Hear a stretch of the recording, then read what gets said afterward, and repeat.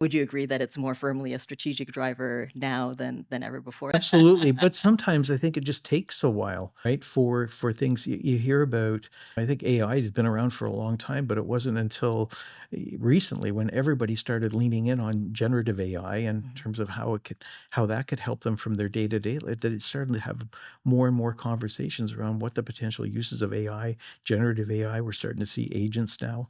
All that comes into play, but it doesn't always happen overnight. Sometimes it takes a long time for some of the technologies to actually take foothold in the organization. My perspective, anyway. In some cases, I think it can feel a little bit overwhelming.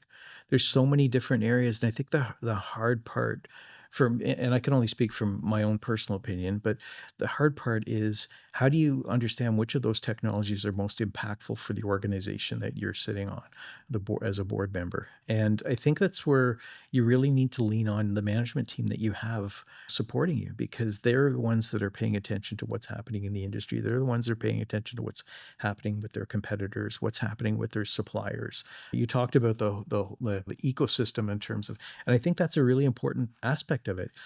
If you just take a look at what's going on in a particular industry, understand what's happening, I think that's going to give you some at least insight in terms of which technologies are having a greater impact because they're not all having the same type of impact at any one point in time.